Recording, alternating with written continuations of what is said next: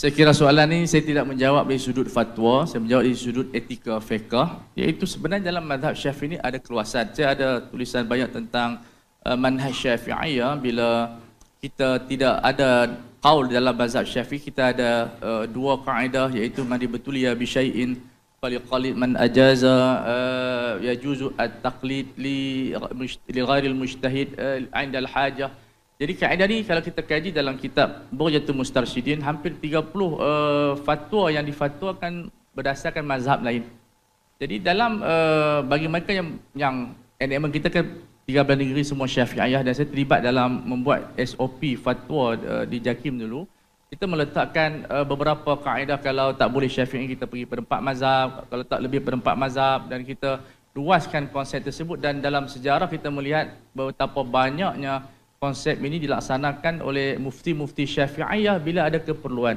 Dan cara rekodnya mufti Sabah kita, Datuk Wan Bongsu, telah memfatwakan boleh kita bagi makan kepada non-Muslim walaupun elemen dia Syafi'iyah.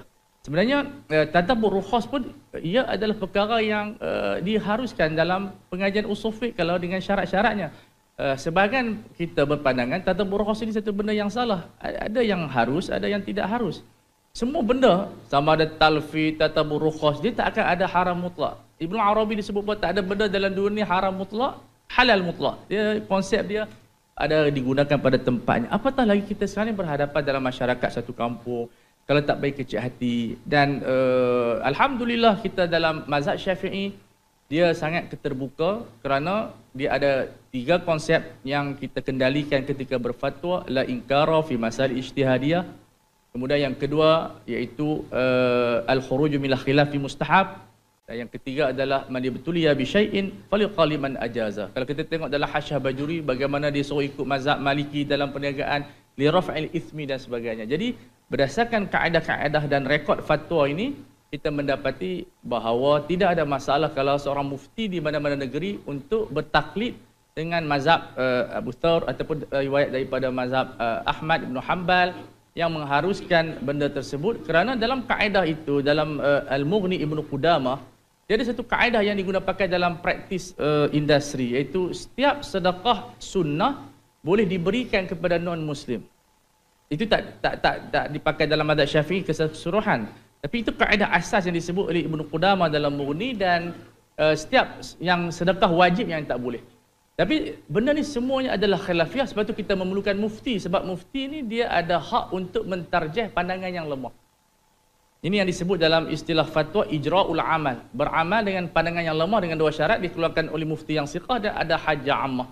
Dan saya kira dengan kaedah-kaedah ini kita akan berlapang dada dengan semua pandangan.